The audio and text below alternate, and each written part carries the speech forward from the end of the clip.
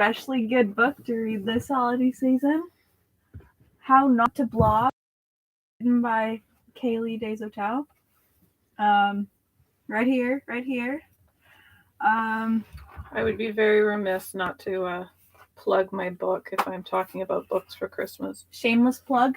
Finding Myself, one post at a time. This is about all her Instagram history. She put some of her excerpts from her blog. Plenty. There's pictures. There's dates. If you want to go back and find if you want to go back and find the posts from the original blog. And it goes from 2017 until 2020. So if you want to know our life story in that 3 years, this book is good. Thank you, hype girl. Yeah, no problem. I'll plug your book in. Thank you. Okay, so it is now just a little bit after 12, so I'm going to get started with some book reviews. So quite often people are curious about what I read, and if not what I read, then what they should read. So in the interest of making Christmas a little bit easier for everyone, we have compiled a list, we've made great big piles of books. First of all, I would like to thank the sponsors of this video, including Danielle and Ty Turenne Duperon for the use of this trailer/studio. With dogs and kids and everything, it can be a little bit much to ask everyone to be quiet in the length of time it takes to record one of these. So we have got books. We have got books for kids. We've got books for teens. We've got books for adults. We've got books for people who are very hard to shop for. First of all, I am going to start with the book for kids and the books for teens because that's where I have my special guest. And voila. So come on over so you can be seen on both of the cameras. Hello. I have my own special pile. She's got her, there's 3 big piles of books. There you go. We have, these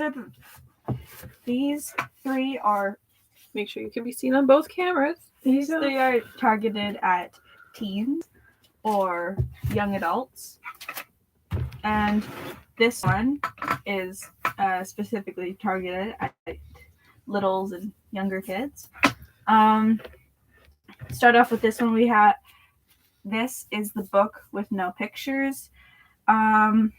It's just a silly little book. It has no pictures, and it makes all these little jokes, and it's really fun for little kids to read for like bedtime, or just, hey mom, I want to read this book.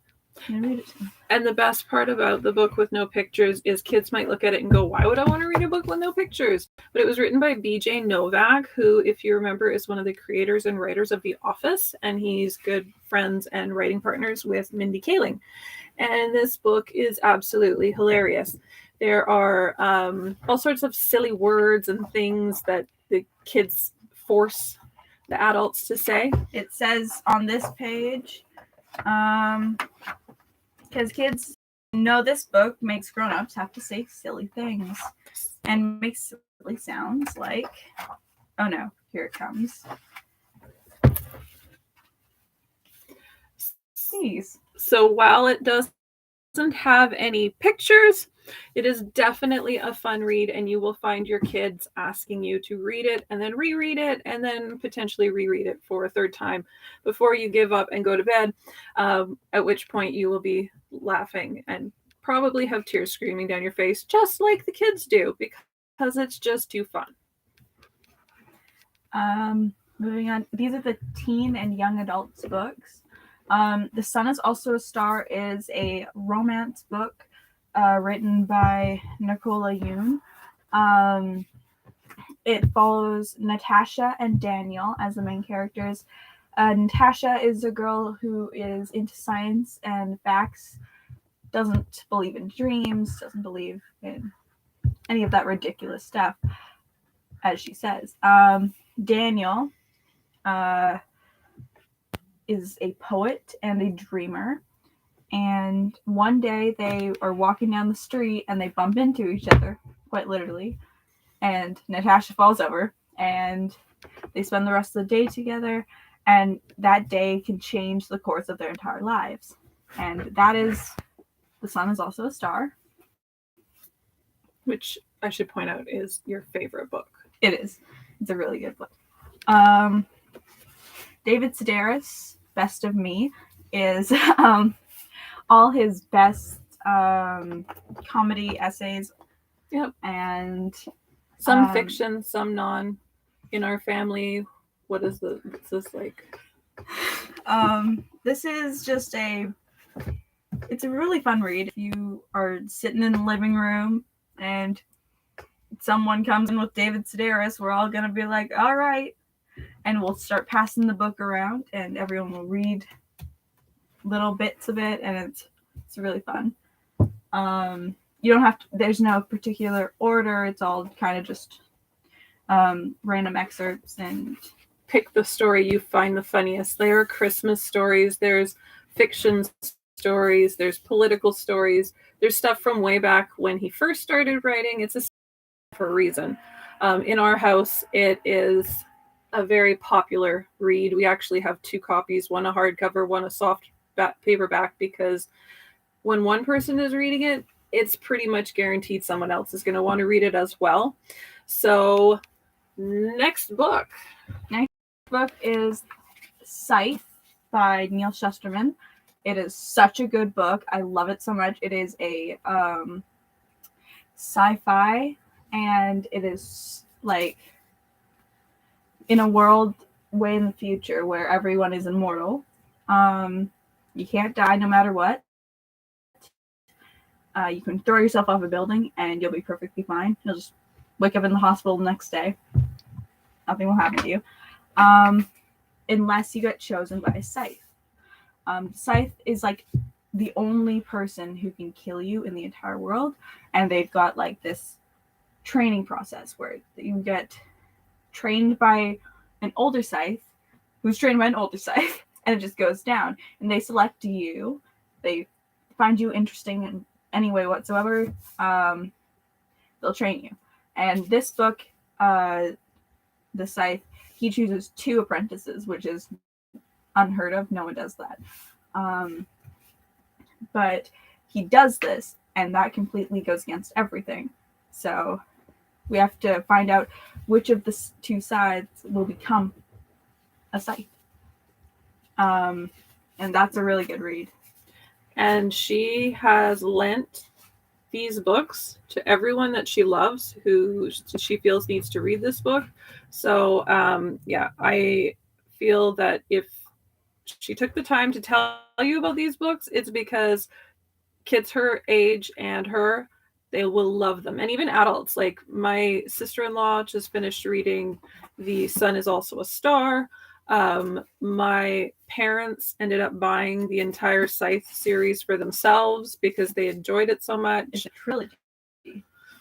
So thank you, my dear. You did a wonderful job. Thank you. Okay, so the next set of books that I am going to show you, I'm going to start with these 2 books by Nick Hornby. One thing I'd like to point out about these books is that I'm not just offering you books that are available brand spanking new, because if there's one thing that you know about Christmas time, or holiday season or Hanukkah or whatever your celebration is, at this time of the year, it's really hard to find a brand new bestseller that will get to you quick enough to make it under the tree or to the festive celebration that you will be attending. So some of these books are old, some of these books are classics, some of these books are just vintage. And then the idea is that you can get you can go ahead and find these books on Amazon or your local bookseller, or even better, my personal favorite is the independent used bookstore in your area. So anyway, okay, the first Nick Hornby book, this is called About a Boy. About a Boy was written in the 90s, I'm pretty sure. Let me just double check. It is so funny. You'll remember Nick Hornby as the author of High Fidelity. This movie, 1998. In the early 2000s, this was made into a movie, obviously starring Hugh Grant. The idea of this is so ridiculous. It's just a fun, silly read. Will Freeman's father wrote a very successful Christmas song when he was young, and he has never worked a day in his life because he lives off the royalties until he meets this little boy who moves in next door, and he has a suicidal mother, and Marcus just needs someone.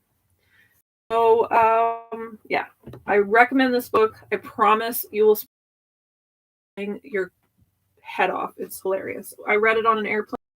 I kept having to stop and read sections to my mom going, oh my gosh, this is so funny. This is so funny. And a second Nick Hornby book, this one is called Slam. It also is an older book. The reason I chose it is that I enjoyed it, but it's also a really good young adult book, and it's from 2007. Slam is the story of a boy named Sam, and he is a huge fan of Tony Hawk, and he loves skateboarding, and he talks to his Tony Hawk poster like it is a person. The entire book is told from the perspective of Sam. You don't even find out his name until the second or third chapter. It talks about teenage pregnancy from the perspective of a boy who gets himself into a situation with a girl, and they end up being pregnant, and how he attempting to be a new dad while he's I think he was 15 or 16. Anyway, this is a really good book. It's really funny, and it's really well written. Again, Nick Hornby. You can't really go wrong with anything by Nick Hornby. Okay, this next book also can be a young adult book. I love it. It's so beautiful. It's called The Particular Sadness of Lemon Cake, and it's by Aimee Bender. I read this when I was younger, probably in university. Yeah. Oh, it came out in 2010? Okay. So it must have been just after my son was born. Anyway, this book is so good. It's about a little girl named Rose, or a teenage girl named Rose, and how she can taste feelings. So she develops this ability at some point to, when someone makes something, she tastes how they're feeling. And there's this lemon cake that her mom makes for special occasions. And this one particular time, the first time that she notices this superpower, is that her mom is making the lemon cake and it tastes like sadness. And it is a beautiful, magical thinking, magical realism book, and I cannot recommend it highly enough. I've shared it with a few of my friends. I actually had to go out and buy a new copy because I am a rereader, as those of you who know me personally. I love to reread books, and I went to reread this and I discovered that I didn't have it anymore. So this is my new copy of one of my favorite old books. Thank you. Thank you, unpaid intern. Okay, so the next book that I'm going to talk about is for those of us who are a little bit wishing that we were back out traveling and seeing things and going places. This book I've reread several times. It's from 2004 by Suzy Gershman. If you have ever read books about shopping around the world, like when you're planning a trip, Suzy Gershman has written many of those books, like A Shopaholic's Guide to Paris and things like that. Well, when her husband died. This is her first memoir, and it's called Cest La Vie. Sorry, I should have said that to start with. It's called Cest La Vie, An American Conquers the City of Light, Begins a New Life, and Becomes Zut Alors, Almost French, by Suzy Gershman.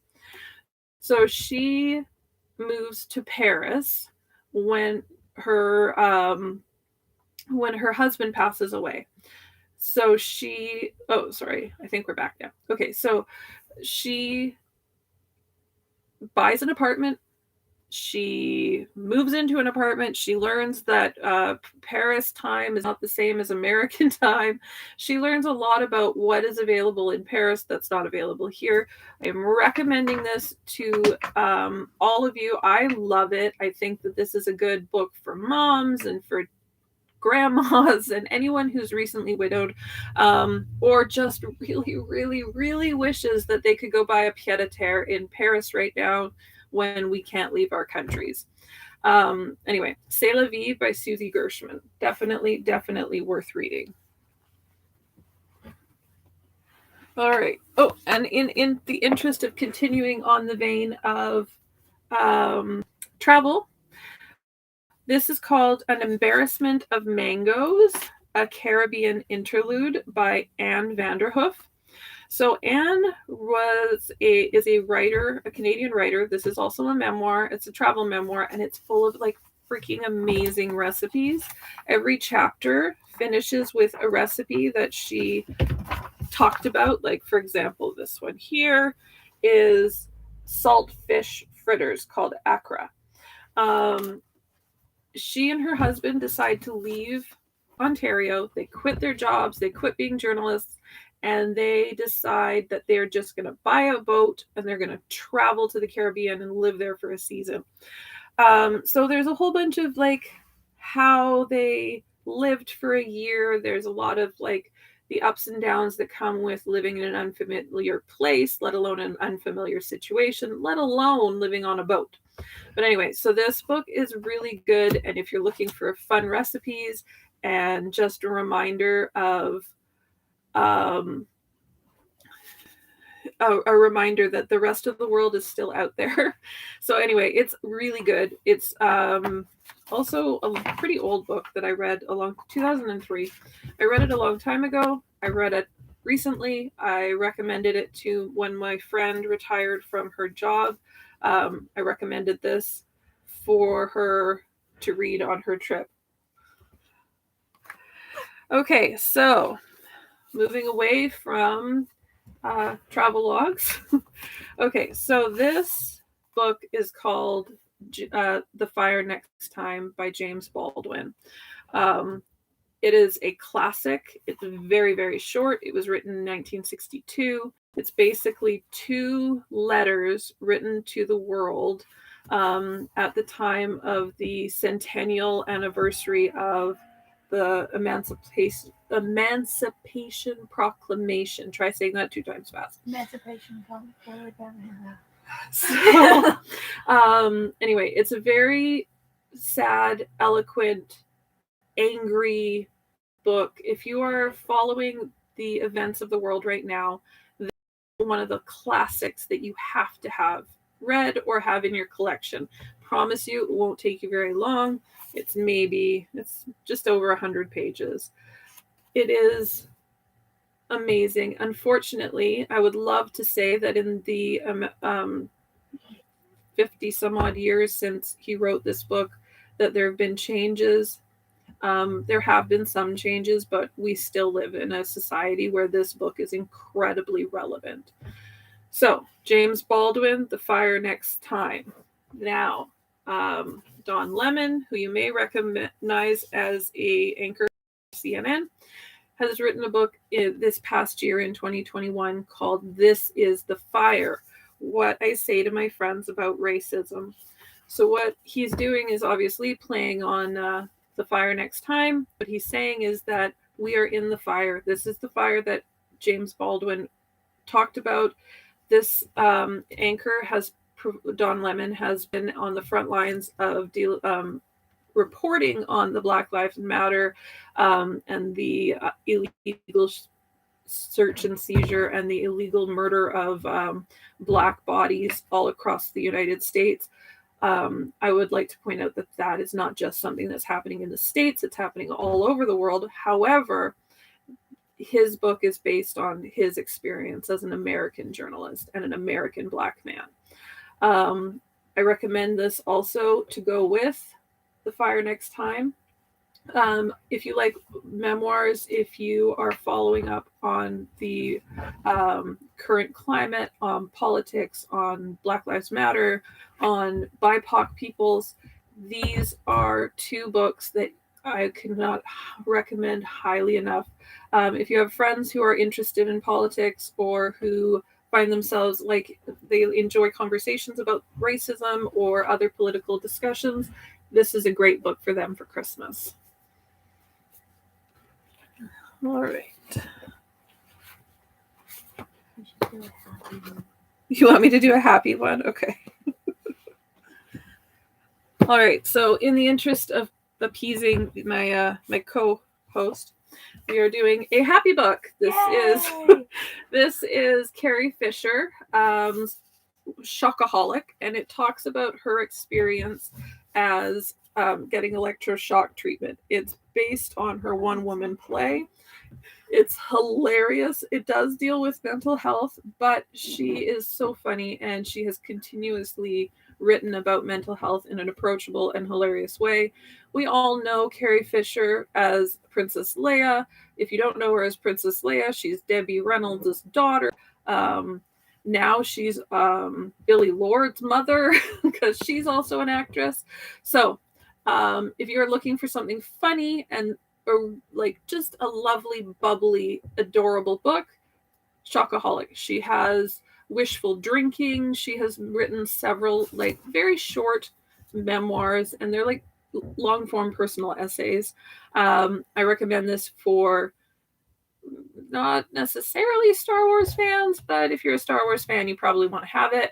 I recommend this for women who feel like they're losing their minds, and by women I mean any person who identifies as a woman. Men, I guess. I don't know from your perspective, but non-men. Yeah, my child is saying non-men probably.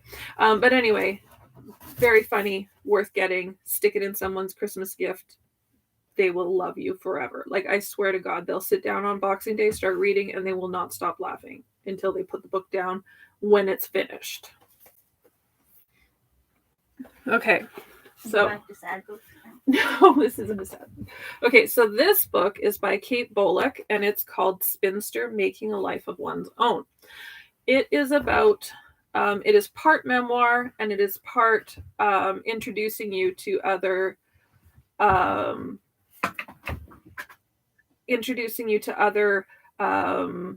female writers. So Spinster, she talks about her. Read the chat. It's okay.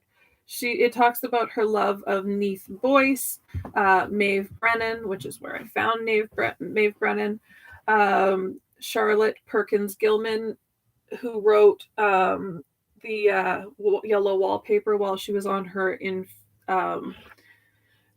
infamous rest cure for her hysteria. The poet Edna St. Vincent Millay, and the novelist Edith Wharton. I loved this book. Okay, so what it talks about is some relationships that Kate Bolick has had that she felt like, oh, you know what, I love you, but you're not the one. She has never been the person who wanted to be married or in a relationship. She actually called it her spinster wish dream.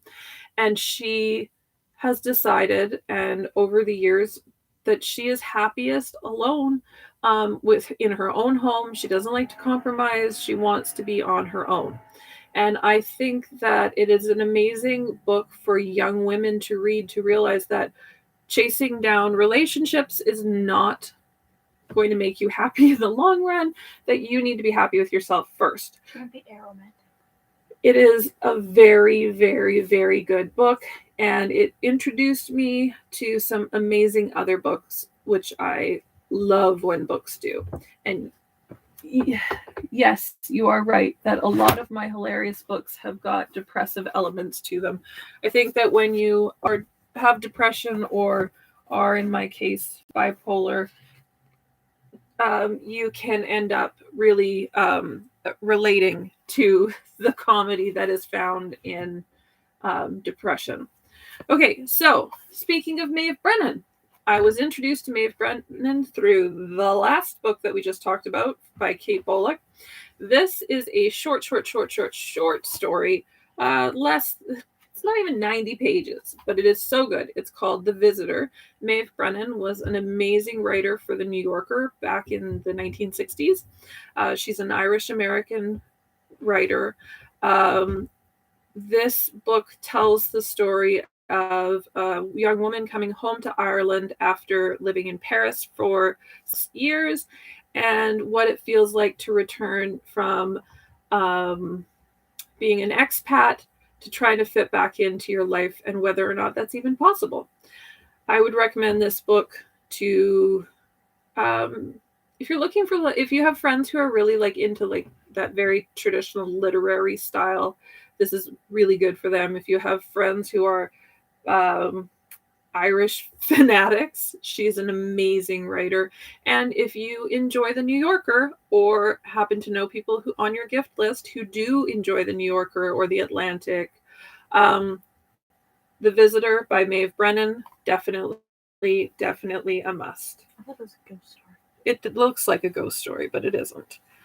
Another Maeve Brennan. This is one of my favorite books of all time. It's a collection of her short stories from 1954 to 1981. In the New Yorker Talk of the Town section, she had a column called The Long-Winded Lady. These are her sketches and short stories. And by sketches, I mean like quickly written stories, there's no drawings in the book. It's not a coloring book. It talks about the village and Times Square, and she likes to describe little snapshots of her day, what she witnessed from, and her power of observation of people around her is incredible. Because it's a bunch of essays, you can start one, leave it, come back to it another time, or sit there and consume many of these books all at the same, or many of these stories all at the same time.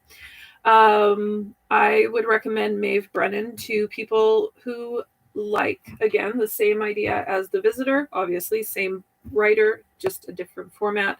If you are into the David Sedaris kind of thing, you would find her quite funny. She's not laugh out loud hilarious, but she's definitely witty and satirical. So, The Long-Winded Lady by Maeve Brennan, notes from the New Yorker, must read. All right.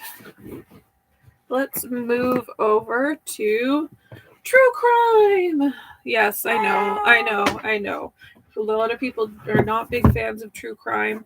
A lot of people are big fans of true crime. If you have one of those women who says, all I like to do is drink coffee and watch serial killer documentaries, this little tiny stack here is for you. Yes. So the first one is called Zodiac, and it is by Robert Graysmith.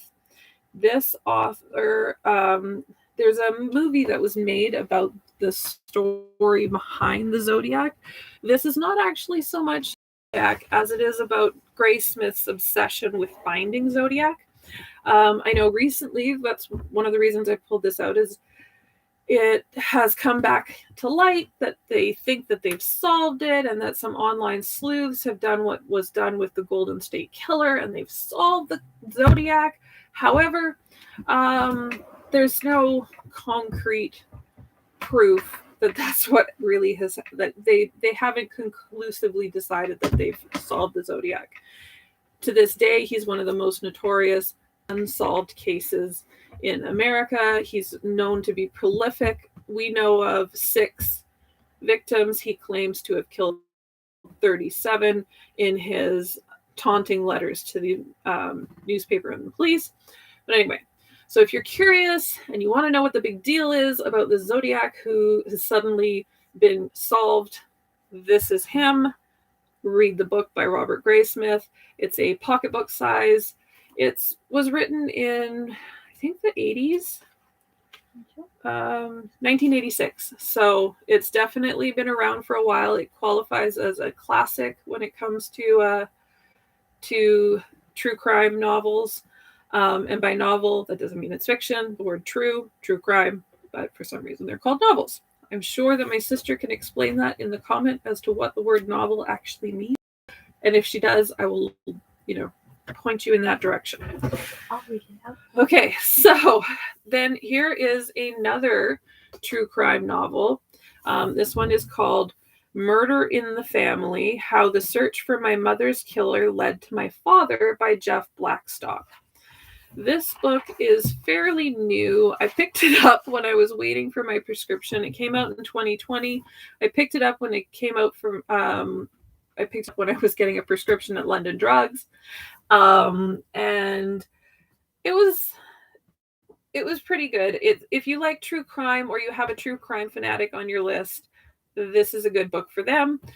Throw it in their stocking, throw it under the tree. It's a quick, fairly easy read. You can kind of follow what, like, this son who believes that his mother was killed by his father. You can kind of follow this and go, oh yeah, okay. I can see where he gets these ideas, but really a lot of it is I'm going to give you a trigger warning, true crime trigger, but also very dysfunctional family. So if you suffer from PTSD from a traumatic situation in your family, don't read this book. If you don't have that problem, this is a pretty light, easy read given the material.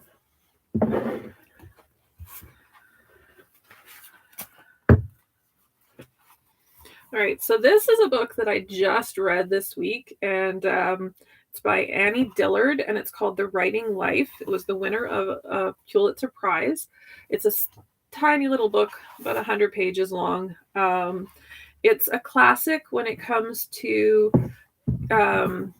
writers. We like to read about other writers and their process, and it's very poetic. It is a prose style book, but it is written in a very poetic way. Like the story is very flowy and beautiful, and she describes different situations and how she came to decide to do this kind of art.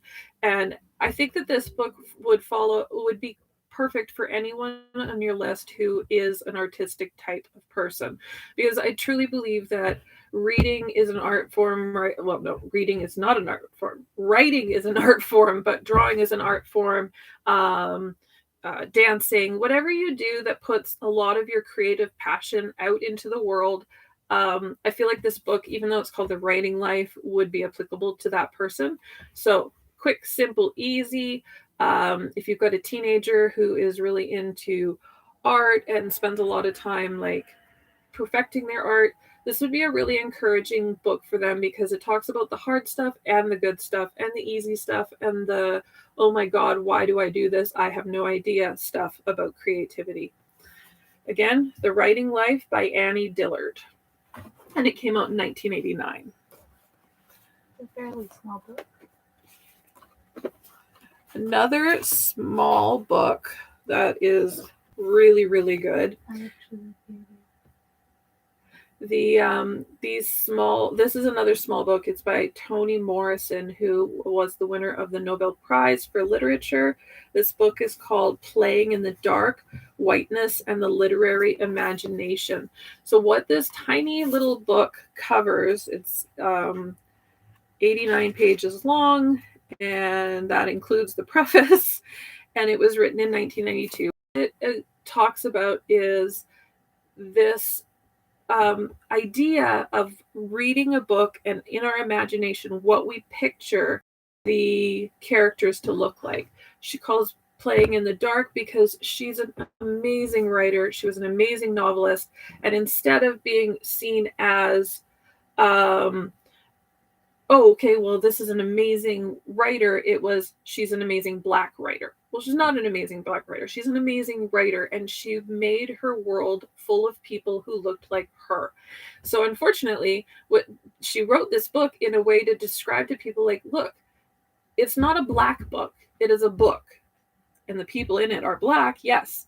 But this is a book for everyone. And this book is so good. As Brennan said at the bottom there, such a good book.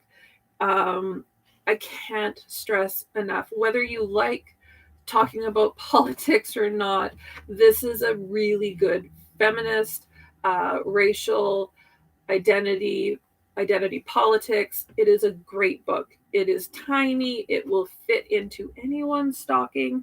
I would give this to my sister. I would give this to my sister-in-law. I'd give this to my friends. Like, it's just really worth the read. And being it's so short, you can't even complain that it's too long.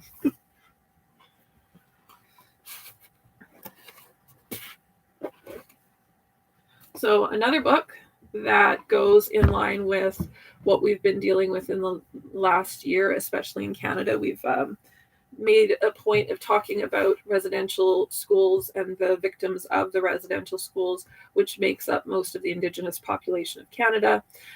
This book is by our own national bestseller, Thomas King. It's called The Inconvenient Indian, A Curious Account of Native People in North America. And it is also different sections. It talks about how different parts of North America were colonized and what it felt like to be the colonizee. One of the wonderful things about Thomas King is that even though this book provides a lot of actual information in it that you need to learn, it reminds me very much of like getting your news from Jon Stewart, where you take it with a spoonful of sugar because it lasts better, and you remember more because he wrote it in a funny way. So it talks about the history of North American natives, and it is just so funny. Like he talks about the rebellion, the Métis rebellion. He talks about it from the perspective of the First Nations, and also what we learn in the school, but how what we learn is written by the settler society. So if you are curious at all about what has been happening in the last year, where we've been uncovering and for finally shining a light on what has been happening to Indigenous people in North America and in Canada, read The Inconvenient Indian by Thomas King. Turns out I had like 3 copies, not realizing, because I just was like, oh, that book looks so good. So I read it, and now I have copies that are going out for Christmas gifts because it is just good. It is just really good. All right, so we're going to do one more final book, and then we're going to wrap up this live stream. This is a book that was recommended to me from my sister because having just mentioned about my bipolar diagnosis and having chronic illnesses and living with chronic pain for most of my life, this book is called What Doesn't Kill You by Tessa Miller, A Life with Chronic Illness and Lessons from a Body in Revolt. The first chapter of this book, as I was reading it, I was like, yes, I feel like she's been writing this from inside my brain. And I was so excited to be reading something. It was very much like when I read Porachista Kapoor's Sick, where you just feel like, oh my gosh, I'm so not alone. The body doesn't just do this to me. In the case of Tessa Miller, she was diagnosed with Lyme disease, and it's all the stuff that her body went through while she dealt with Lyme disease. Very beautifully written. It's sad, it's hard, but I think if you've got someone who is dealing with chronic illness, or you deal with chronic illness, or they have someone who's in their family who is chronically ill, this is a really good book for understanding them. It goes along the lines of like My Beautiful Wife in the Psych Ward, but again, instead of it being his perspective of his wife in the psych ward, this is Tessa in her own body, living with what it deals with every single day. And it is definitely worth the read. It came out in 2021 also. It's new. Yeah, 2021. It's a new book. It's got lots of information. There are resources at the end of the book for dealing with PTSD and coping with pain and that kind of stuff. Please do not take it as a medical dictionary. It is not, but it does provide a lot of information, and it does provide a lot of help and support. So that is the end of the books for Christmas list. If you're looking for books along the lines of like Westerns, I recommend the entire Longmire series. Thomas King has a series of First Nations Westerns. He's the same author as Inconvenient Indian. He has an entire detective, and there is no difference between it and a John Grisham style detective novel, other than the fact that it takes place in a North American situation, in a North American reservation situation, or and it's an Aboriginal investigator. If you have any questions or want any other book review or book suggestions, please drop a comment. I have included a link to where you can purchase this book, and through there you also have access to a storefront that will have all of these other books listed on it, so you can shop the suggestions. I will also be uploading links to each of these books in my stories, so that you can swipe up if any of these struck your fancy, or you went, oh my gosh, I need this for my grandmother. You just swipe up and you can order it from there. So thank you for joining us. Thank you, my dear child, for helping be the unpaid intern. Thank you to Ty and Danielle for letting us use your trailer. Thank you to the viewers for viewing. I was just going to say, and thank you for taking the time to view, and thank you, Brenna, for engaging in the content as I posted it. And I will see you again soon. Have a great afternoon and a happy holidays. Bye. Happy holiday.